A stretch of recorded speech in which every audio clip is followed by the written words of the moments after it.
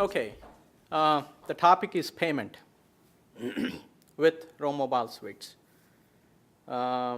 Payment industry is going through a lot of changes recently. Very interesting, a lot of breakthroughs, new technologies coming in. So this is the right time to be in payment solutions. The agenda today is like three of them. One is just understanding the basics of payment. Payment is a pretty complicated process because money is involved. So understanding the basics of payment, and then what is Motorola offering? It's MPM 100, Motorola's payment device that was released just a few days ago, how it works and what you can do with that. And after that, we'll talk about developing payment applications using Rhomobile. And then we will say, what's our future looks like? What's the vision? What do we want to go from here? That's the agenda. And I do have a demo. We have written a Rhomobile application to take the credit card information, and then it pretends like it's doing bank transaction. You can scan, and then you take the credit card information, and then you can print a receipt. That's what the demo does. And we took the demo application, ran it on ET1 Android device, worked fine. Took the same demo application, ran it on Windows mobile device, worked fantastic. So that's a good demo, or at least to begin with. Okay, so the basics of payment. What is a payment today? Well, let me start with this. The payment is a lot today in terms of you go to the grocery stores, you go online. They all have different types of payments in terms of what happens behind the scene. But we are getting into the mobile payment here with our devices, which are mobile devices, Motorola devices. Right? So in a nutshell, what happens when you go to the grocery store? Someone scans the items, does a price check, and then comes up with the total and taxes, figures out the taxes, and then they will show it to you, and then you have to say, yes, I want to pay for that. And then you take your credit cards, swipe it here in US, tap it in UK or in Europe. And then after that, you may have to do PIN, you may have to enter PIN if it's a debit card transaction. And signature comes later, but I just added it there. And then it goes to the bank. A whole different world up there. A lot of things happen there. And then the approval comes through. And then you take that, and then you print the receipt, hand it to the customer. That's the end of the transaction. That's the basic. But there are a lot of things that happen in each of these steps. We won't get too detailed into this, but I'll skim through all of those steps. And if you have any questions, stop me and ask me. And if I think that it's going to take a whole big discussion on it, we can do it offline later. How many of you are already in payment today? Oh, okay. So maybe you can correct me if I'm making mistakes. Because we are also very new to this. We weren't in payment before. We had DCRs before, and DCRs was kind of a debit card reader. We did a few things, but for the first time we are getting into the real payment. So this is what happens. So this is the latest device that I was talking about, MPM 100. We also call it MPM, Mobile Payment Module. At least in this discussion, I may say reader, terminal, payment device, any one of these names. And then we have Motorola device, mobile computer. That's for our devices, right? And then you have, so the conversation between mobile device and MPM happens with Bluetooth. And then Motorola device talks to the gateways, acquirers, card networks, all of those through Wi-Fi or WAN, depending on your setup. So that's the picture, overview picture of what will happen when you start using Motorola solution. Right? Okay, coming to that, today in US, a lot of us have credit cards, and they're all Max Stripes. Maybe a few of us have smart cards, but many of us have only Max Stripe. Max Stripe is good for, it does payment. Max Stripe readers could do also other things, driver's license and for other applications. Normally, there are about 3 tracks. There may be 4 tracks in some countries, but here in US, it's 3 tracks. It will have a number of information like account number, account holder name, expiration data, and all of that. There are Max Stripes for credit and Max Stripes for debit. But the problem with this is it's not very secure. Fraud can easily happen. And it also, it stores limited amount of data compared to the smart cards. The thing with this, even if fraud occurs, you won't feel the pain as long as you're using a credit card because you don't have to pay for it. All you have to do is claim and say, I didn't do that. And they will take it out of your account. They will cancel it. Well, that's a whole different thing if you're using a debit card, right? So you're already paid for that. So, but someone else is paying for the fraud, and the goal is to reduce that. One of the ways is to go with smart card. So that's Max Stripe. That's low tech. That's there today, all over the world. Now we are coming to the next generation of payments, right? EMV, EuroPay, MasterCard, Visa, but now it's Amex, Discover. All of them are supporting this all over the world. So it can do credit and debit just like Max Stripe with chip card technology. There is a microprocessor in there. And it's also card IC card, smart card, chip and pin, number of ways. It has more security and capabilities built into that. We'll talk a little bit about all of these securities and capabilities in the next few slides. And it may sound new to us, but there are already 1 billion EMV cards out there in the world. So advantages of EMV. For most of the part, we're going to talk about EMV here because Max Stripe is pretty simple in what it can do and how the process works. So with EMV, it's harder to do data skimming. So today you go to the restaurant, you give your credit card to them, and they take the credit card, and they go away somewhere, and then they bring back the check, and then you sign it. What happened there, you don't know. And the restrictions, if there are any restrictions, country restrictions or bank restrictions, if there are any, that's not easier to enforce with Max Stripe. It's much easier with smart cards. Offline transactions, where you don't have online banking services available. How does offline work? All right, so that's much more secure with smart card compared to Max Stripe. Max Stripe, there is absolutely nothing. You have to go by trust. You assume he has money in his account when you take offline with the Max Stripe. Stores more data than Max Stripe. And another great thing about smart card is when you have a card, it's either driver's license or credit card or debit card or some other cards.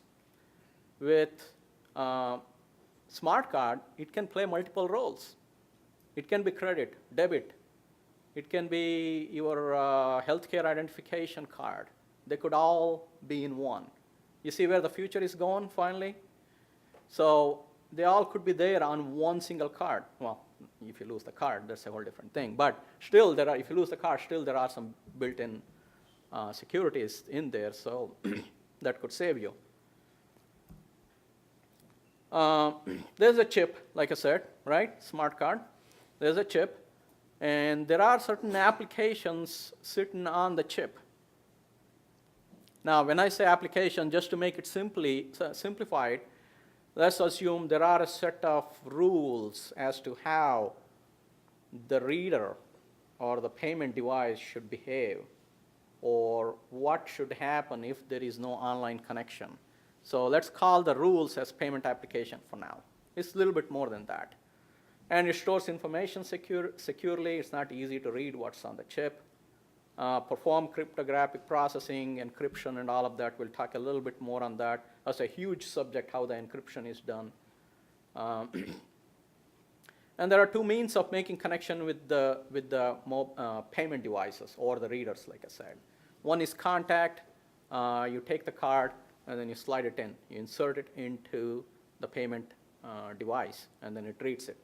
Other one is contactless, tapping the card on the reader. There's a difference, and we will also talk about what's the difference between these two when it comes to, it's the same card, but what would happen in the background as far as the processing is concerned. And the thing is, if a card has a chip on it, there's possibility there is also a magnetic stripe on the back of the card. And you take it to a reader that's capable of reading the smart card, and you try to use the mag stripe, it may refuse it. You have the smart card, use it. It may, because some may allow it. Okay, so next slide. Okay, so one or two differences in contact. So contact and contactless. Contact has to be in contact until the transaction is complete. What's the transaction?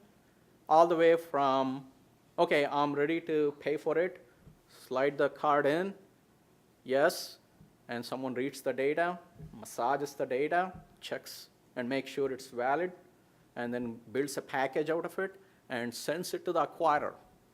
And acquirer does a bunch of things, and then approval comes back.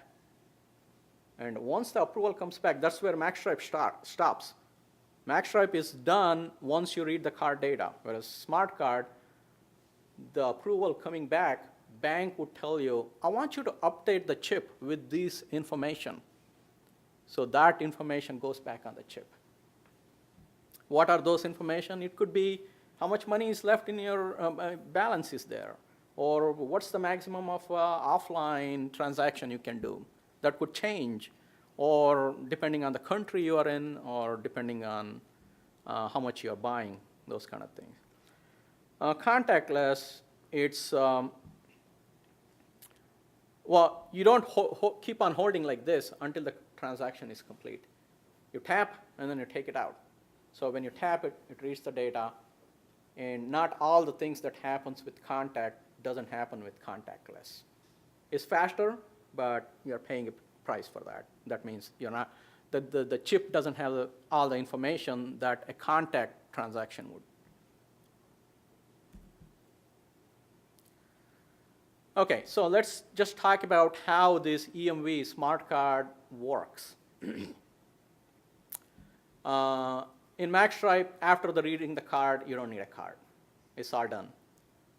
You still have to be around to sign or put the PIN in, but it's all done. In EMV, the card data is read, and the rules set by the card issuers are enforced. So it's not just about reading. So what would happen is the payment device asks the chip, okay, what are the applications we want to use, and what are the rules set by the bank? And then they both agree to say, okay, I am capable of enforcing these rules. That's what the payment device says. And if they both match, then the transaction occurs. So all of that handshaking between the chip card, the smart card, and the payment device has to happen while you are paying. That doesn't happen with the magstripe. And the issuing bank dictates which rules are enforced for the current transaction. Once again, a lot of things matter as to how the transaction takes place, what's the offline behavior has to be, what is the identification process that you have to follow. It may be different from country to country. So that's what the issuing bank enforces. And those rules are usually read off of the chip. And for some reason, they're incompatible. Reader says, whatever the rules you're asking me to enforce, I'm not capable. I don't know how to get a signature. Then in that case, no transaction. That's where it ends. That's the refusal. Okay, here is very easy way of putting how EMV works, right? So you start, the reader says, okay, someone is asking me to do a transaction. So now it communicates with the chip, and then chip opens up the communication, the card, and then they select an application. For this transaction that you're doing, this application, these set of rules have to be negotiated between those two. So chip says, these are my rules. Read says, yes, I understand those rules, I can enforce them, right? And then once that happens, the reading of the card occurs. The card data is read. Now, encryption, we come to that a little bit later. And then offline authentication, what's the offline authentication that has to happen? And then it goes to the verify rules. Now that I read the rules, how do I verify that it's set by the issuers allow me to go forward with this transaction? That's verified. And then the verification of the card holder has to happen, right? Do you tell the person to look at the picture of that guy, fingerprints, or PIN, CVM? How do we make sure that's the card holder? So that information is coming off the chip, and then reader is enforcing that. And after that, there is some risk analysis that the reader goes through. What's the risk if this happens? If I have to go offline, what's the risk? And then it tells the chip, okay, this is what I am going to do. And then chip says, okay, I agree. I'm fine with that. My rules allow me with what you're suggesting. So once that happens, now the reader takes the card data and builds a package for the acquirer. And it knows how to talk to the acquirer, and the acquirer gets the package. And that's how the EMV transaction occurs. One thing, it's not complete here, but what happens is once the data comes back from the bank, that may get written to the chip back again. So that's one thing that may be missing here. So as you can see, this is between the card and the payment device or the reader. Now we are going to move up a little bit. We read the data, we read the card. Now what's going to happen? That's only half the story. Reading the card is only half the story. The other half is, now we got to do bank transactions. Someone got to pay for this. So let me just go through. I'm just repeating that. Determine the amount, display the amount. It is a requirement in all countries. You have to display the amount so that the customer says, yes, I agree to pay for that amount. And then you read the card data, request for PIN if required for debit. And then the encryption data occurs, right, once you read it. And then that package, the data you read from the smart card is sent to the acquirer. Who sends it? In this case, mobile devices sends it. Our devices, Motorola devices sends it, not the payment device. Payment device is not capable of communication. Mobile devices are. So it can be through Wi-Fi or it can be through WAN. So the data goes to the, where is this? Acquirer. Acquirer gets the data, does a bunch of things, and then say, oh, this is Visa, this is MasterCard. Let me pass it to the card network. It goes to the card network. They do a bunch of things and then say, who is the issuer of this card? Oh, it's Chase. Let me send it to Chase. So it goes to Chase.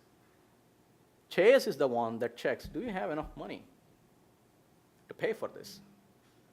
Yes, or is it verified? Authentication is done. Yes, everything checks good. And then it says, okay, pay for it. So that's, we already jumped 3. Now, in the future, that number of jumps we have to do may come down in numbers. Why go through acquirers? Why not go to the Visa, MasterCard directly, right? So that's the request going to the bank, to the issuing bank, card issuing bank, all the way. And this is the data coming back from the card issuing bank. So card issuing bank says, okay, he has enough money, enough funds, approve it. And that goes to the acquirer. I'm sorry, that goes to the card network. Card network, from there it goes to the acquirer. Acquirer sends it to the merchant. Merchant says, oh, nice. Now signature capture. Now signature capture is a kind of a weird thing. PIN has to happen before the transaction begins with the bank. Whereas signature, depending on the country, either signature is part of the transaction or it's not part of the transaction. If it is not part of the transaction, what's the signature for? Just so that you can verify who the person is. You look at the back of the card and see if the signature matches. How many people do that today? Very few. But it may be different in some other countries. The regulation may require that you pass the signature to the bank, and bank stores the signature with them. So that's where the sale completes, merchant prints the receipt, and that's the end of the transaction. So, and there are some fees involved in here, obviously. Customer pays. At the end of the month, you get a big, thick bill, right? And you pay the issuing bank, your Chase and Bank of America and all of them. They take a cut out of that. And then card network, American Express and Discover, MasterCard, Visa, they take a cut from the money you paid. And then acquirer or the gateways, they may take a cut depending on the kind of, if you're a mom and pop store, you are working through acquirer, they will get a cut. And then finally, merchant gets paid, right? So by the time merchant gets paid, all of them got their fees. So that's the fees. And we're not even talking about the government taking cut out of this. That's a whole different thing. So what's the EMV adoption? What country is using EMVs as of today, and how much are they using? This is the data that we got from EMV Co, probably more than a year old. So it has changed a lot since then from what I understood. If you look at that, Asia has about 26% of its cards are smart cards, whereas 42% of the terminals or the readers are capable of taking the smart card. So it hasn't kept up. That means merchants are much faster than the issuing bank. Banks are not fast enough in issuing the smart cards. And if you come to Europe, which is much, much higher, and that, from what I was told just a few days ago, that is wrong. That says 65% of the cards issued are smart card, and 85% of terminals are capable of smart card. That's not true. I heard it's almost 85% cards are now smart cards, and terminals are almost 95% of the terminals are capable. And if you go to Europe and then you try to use your MagStripe, people look at you nowadays. Canada and Latin America is about 26% of the cards and 55% of the terminal. I didn't get a number for US, so probably it's less than Canada. That's what I'm thinking.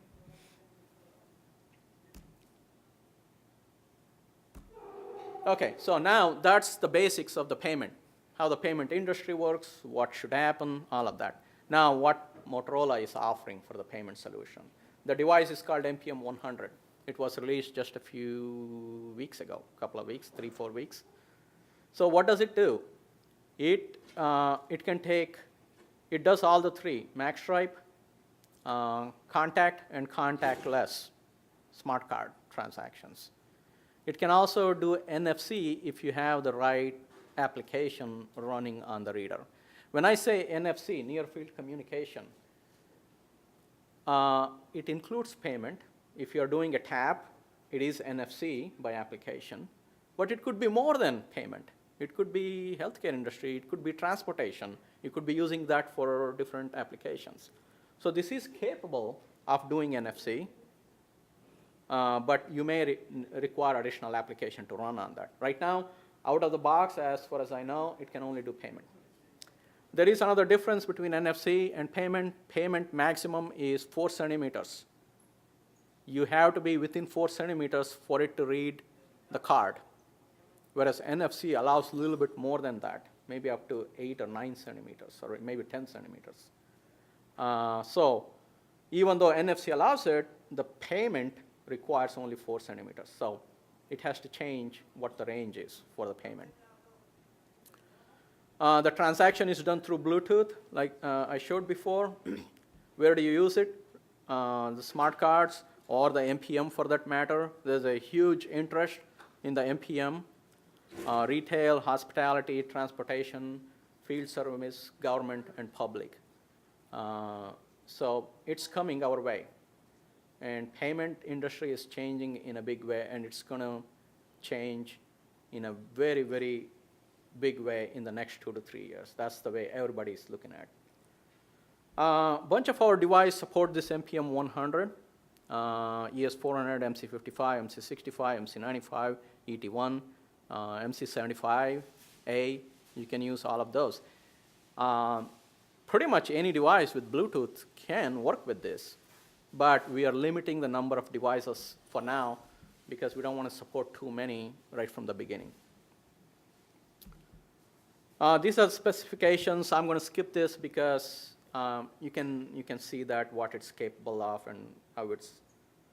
It has a display, small display that you can say, is it credit or debit? Do you accept it? Those kind of things. We talked about the differences: MagStripe, smart card, chip and pin, and contactless. The only thing I'm going to mention here that I didn't mention is probably MagStripe, easy to counterfeit. It's an old technology. And it's low cost, very, very low cost compared to the other two. Whereas the other two require new infrastructure, and it costs more for all, for the merchant, for the card networks, and the issuing bank. For all, it takes money. Okay, communication with the mobile device happens through Bluetooth SPP profile. It can work with either Microsoft Stack or Stone Street Stack on Windows Mobile, on Android BlueZ Stack. Just to let you know, we are not supporting CE devices with MPM as of today. Only Windows Mobile devices. Configuring is just. The thing is, you got to manually do the manually pair with the device before you can use MPM. I'm just showing how to do this with both Windows Mobile and Android. I'm sure you all know how to do that. Fraud prevention. This is the biggest question. How easy is it? How hard? So there are a bunch of things that happen. Encryption is one of the big things. Encryption is, once again, dictated by the issuing bank. The issuing bank, sometimes the countries may have certain requirements. Basically, the issuing bank says, I want you to use this encryption, and when you swipe your card or when you insert your card or tap your card, that data gets encrypted using that encryption that the bank said to use. And then the data goes to the bank all the way, and nobody can understand that, and only bank bank knows how to decrypt. So there is one of the security provided. And how does the encryption get on this mobile, on this payment device? Different banks, right? You go to a different country, they may require a different encryption. So there is a process called key injection that you do. Not everybody can do that. So if you just buy this, you can't do key injection. You got to send it to Motorola certified offices. they have a special tool to do key injection, and it requires special keys and everything. And even those keys are only half keys because the other half key goes with the bank. So that is already built into our devices, both in hardware and software. And also, if someone is trying to break in and trying to obtain the seed number for these keys, NPM is built in so that it just wipes out everything and you can't use it anymore. Certification. This is another major step. You can't use these devices without getting certifications done. You just can't, it's illegal. So you go to a different country, they will have different certification requirements.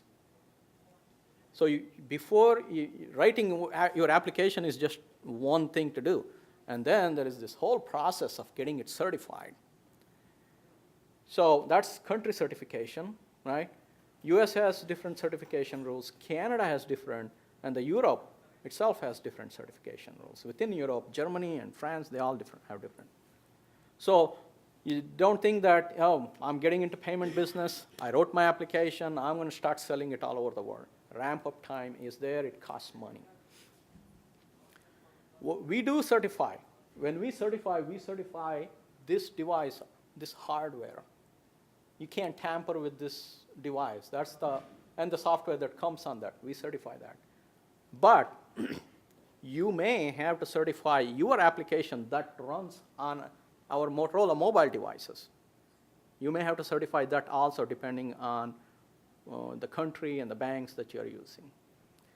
So that is something you got to take care of. We can try to make it easier for you so that the amount of things that you can do, the level that you can go, we can limit that only to a higher level so that your certification is very fast and easy. Okay, what does certification look for? They want to make sure it communicates well with the network, it doesn't interfere with other transactions, it doesn't intercept other transactions. They want to make sure. And in addition to the country certification, there are other certification required, PCI certification and EMV certification. They're all different. So there is something called international certification. You can get that. If you get that, you go to a new country. It's possible they will say, oh, you did it in US, fine, we'll accept it. They may say it. Or they may say, you have to go through additional certification. Or they may say, I don't care what you did. You have to go through certification right from the start. There is no standard certification for the entire world. Like I said, Motorola certifies, but your application still may have required certification. When the device is sent to an independent lab for this certification, they may take anywhere from 1 to 2 months for certifications. That's the length of the certification depends on how well your device, the architecture of the software and hardware is. There is public area, there is private area, how well they're differentiated. So private, if you can say, this is the private and this is the public, and it's easy for them to distinguish between them, then it's faster.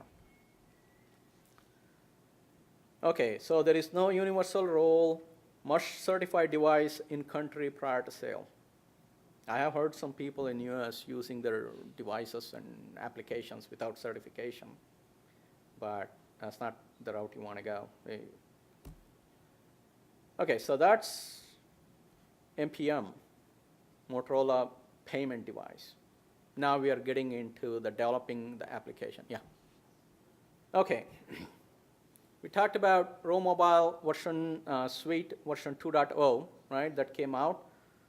That has the capability to talk to NPM.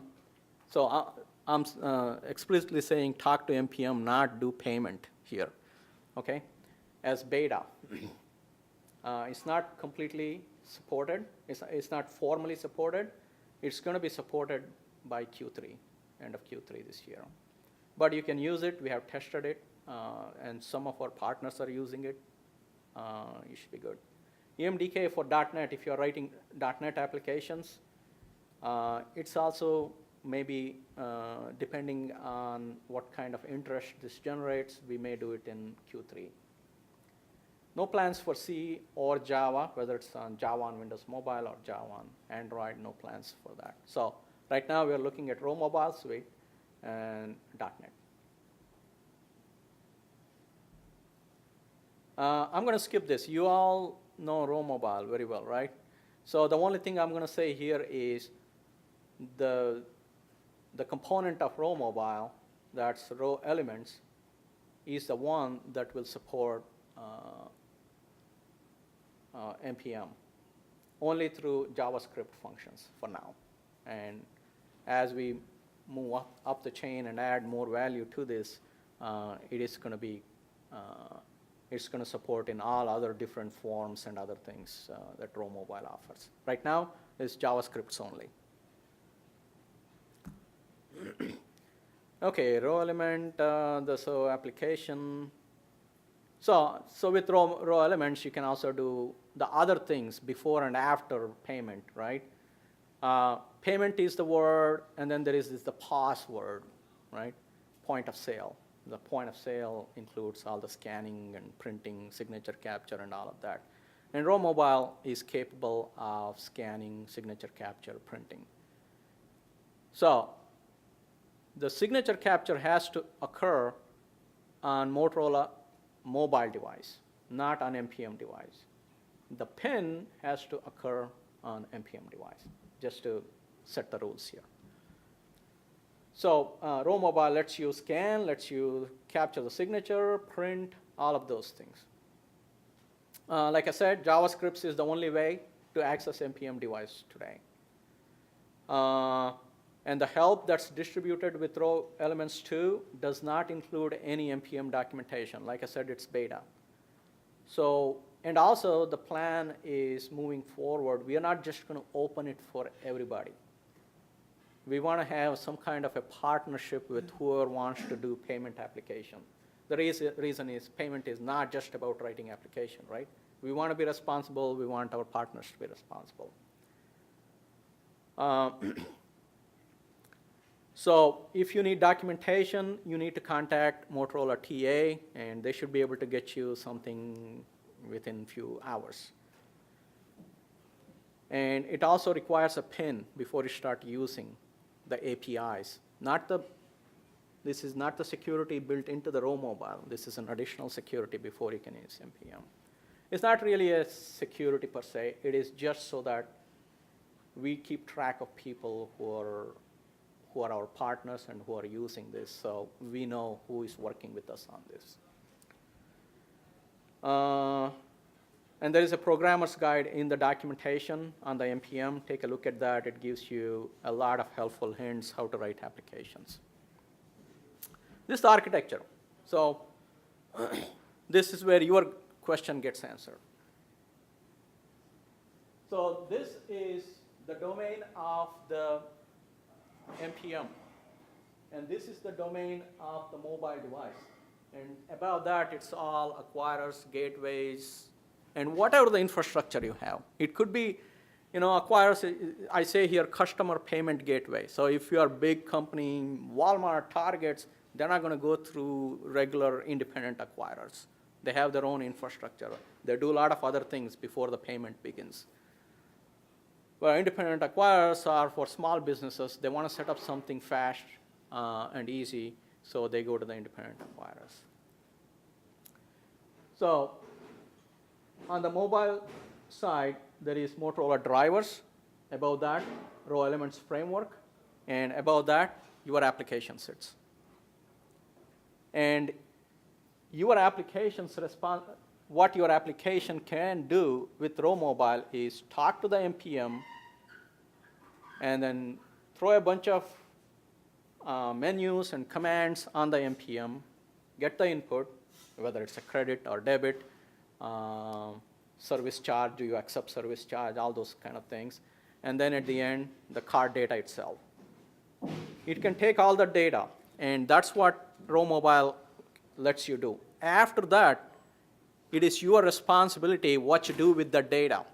That's where this customer row application that you will write and customer created country bank specific code. Any process that requires you to do certain special things, you have to figure that out depending on the country, depending on the bank. That has to happen on the software application side today that you have to do. So now you fulfill all those requirements. You go get the card data from NPM, right? Now what you going to do with that? You got to pass it to someone else who is going to do the bank transaction. Once again, that's your responsibility today. There are so many acquirers, so many different types of gateways, and now others are also opening, like Visa, Amex are opening up, so you can do direct transaction with them. So all this, we are not helping you with this. You know the best at this time. So we are giving you a means of collecting the card data and passing it to you. And once it goes to the acquirers, once it goes to the issuing bank, gets approved, issuing bank sends response back, you say, oh, I got the response back. Now it's your responsibility to write it back to the smart card, and we give you a bunch of APIs so that you can write back to the smart card. So our role is between Motorola mobile device and NPM. Thus, we facilitate communicating between these two hardware. But that may change in the future. I'll come to the final one. I don't have a lot of information on that, but our vision is to make it much, much easier than where we are today. Okay, I already explained you what you can do using Rhomobile. Okay, go ahead. Jess? Oh, okay, I'm sorry. What you can do with Rhomobile Suite, you can scan items, you can take picture of items maybe for returns or something like that, connect to NPM using row elements, display message and prompt menu on NPM, allow customers to swipe, insert, or tap the card on NPM, allow customers to enter PIN on NPM, obtain card data and encryption and clear from NPM. Who would want to do clear? Write to the smart card once the bank response is received, and signature capture on mobile device and print device. Rhomobile allows all of these things. What your application has to do, currently, I emphasize the word currently, Row Elements does not offer any feature to perform country-specific requirements that you may need to do in your application. You have to have this knowledge. You got to figure out where to get this information from and implement them, get certified. You have to write your own process to create the payment package and pass it to the acquirer gateway. That's your job. You must have detailed knowledge of acquirer requirements and their interfaces that may include, the encryption and all of that. You must understand all the certification requirements for all countries that you wish to use. You must certify your payment applications if necessary. Well, you will have to. Once the bank response is received, your application must know how to read the bank response and do post-payment writings to the smart card. So whatever the format it's coming back from the bank, you should be able to parse it and then put it into our structures so that it goes on the chip. They're all different tags in the chip. So each tag has a value, so you write to the tags. We provide a number of functions for this purpose. So here are some of the APIs that I'm just going to go through real quick. First, you open the NPM, and the passcode is the one that you have to get it from Motorola. It's not really secret about it. It's just, like I said, that you work with us, you get the passcode from us, and you get support for this. And then COM5 is the port, Bluetooth port that you're using. If you're using Android, it doesn't matter what the port is. And all the function calls you make in JavaScript, they all come back in a callback. None of them are synchronous. They're all asynchronous call. So how do you set up your data? Event callback is shown there. And then when you get the callback, you get two parameters. One is data, success or failure, card data, all of that information. And then the function that it is returning so that you can keep track of. So I did an open, and it comes back open, successful. So you know open was successful, since this is an asynchronous call. Open, we talked about that. And then obviously there is close. Before you do open, you got to manually pair with the device. That's your job. You can write code to do automatic pairing, but this one doesn't do.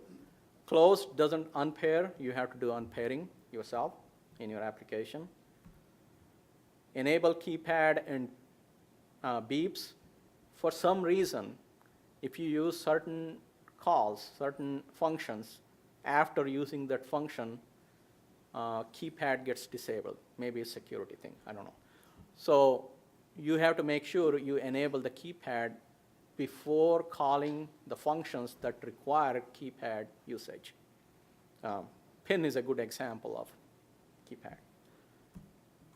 Key beeps, whether it beeps or not, you can control that. Read card data, that's the biggest one.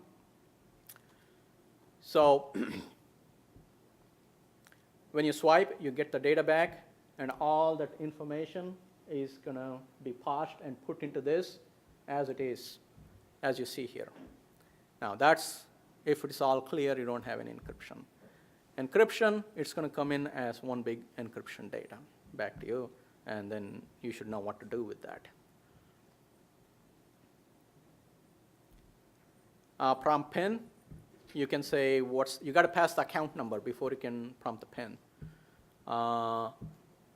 Because pin is for debit, and then what it does is takes the account number, takes the pin, and creates an encrypted string that you need to pass it to the bank. Minimum and maximum pin length, whether pin required or not. And believe it or not, there is allow empty pin. I don't know why that's there. You can show a couple of messages, and then also a processing message you can show, encrypted pin data written in the data event. Prompt menu, you can show a bunch of menus and say, do you want credit or debit, or you want to pay service tax, or any other things you can show it. Prompt additional info is 3 or 4 different functions combined into one. If you want to use it that way, it's useful. Otherwise, you will have to use the individual calls. Prompt message, it just shows you the message. Cancel previous method, which is very important because you will have to cancel the previous method so that it goes back to the main screen, the welcome screen. Otherwise, the old message is still sitting there. Create Mac, it creates Mac using the Mac working key. Validate Mac, complete online EMV. This does not do online EMV. It's very confusing, the name of the function, but it completes once the online transaction is done. This is what you would use to write back to the smart card once the bank transaction is complete. And you can also, depending on what's available, you can say, I want to read only these tags from the card, or I want to set these tags from the card. This is not reading the entire card, but I'm interested only these certain tags. That may be anything, any value that the bank is providing. It could be offline, turned on or not. So you read that, and then you can write it back. Now, obviously, you can't write everything. There are certain things you can write, certain things you can't write. Authorized card is, it authorizes the transaction amount on the smart card. You send it, and then this is how much I want to charge, and the reader takes that and passes it to Chip. Chip says yes, and then you're all fine. Remove card, this is for inserting contact transactions. Once you're done, you want to say remove your card, because if you don't do it, they won't know when to remove it. There are some help hints here, how we should use it. These are pretty minor ones. Take a look at them, and there are more in the programmer's guide that comes with NPM. Take a look at that. So that's what we have today. And what we want to do tomorrow is a whole different thing. So our vision is to create a solution that makes the payment application even simpler. Because of encryption, how about if encryption is via some remote? And, those are the ideas that are in our mind. It's there in the industry. It's not like we are inventing anything. And how about all these acquirers and all these banks with different regulations? How about if we take care of all of that, and all you have to do is say, I want to use this acquirer. So that's one of our vision. This is all a vision right now. We're exploring options.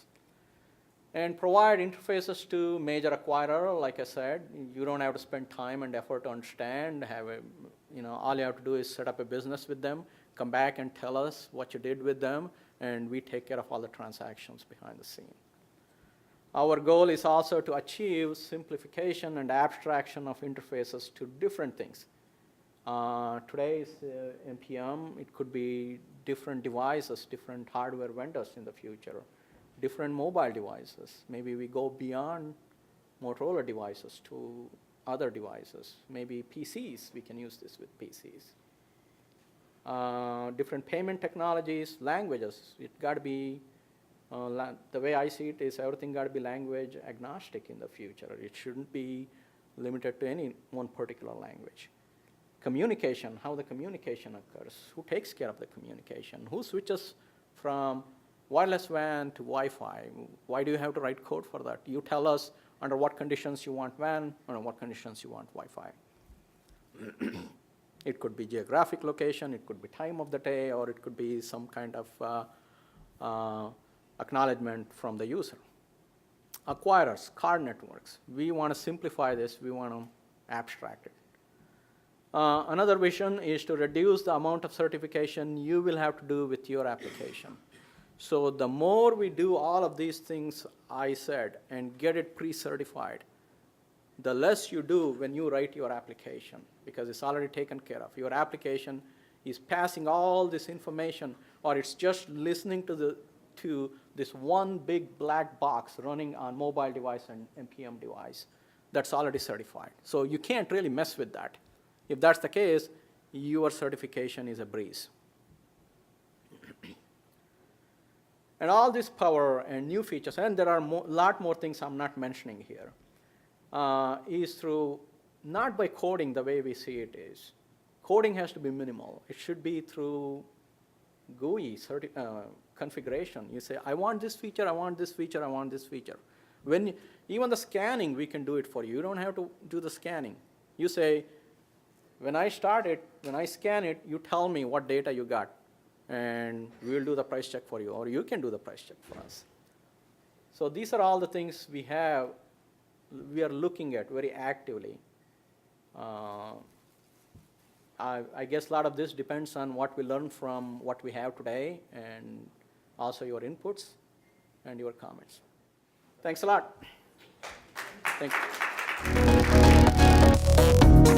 you.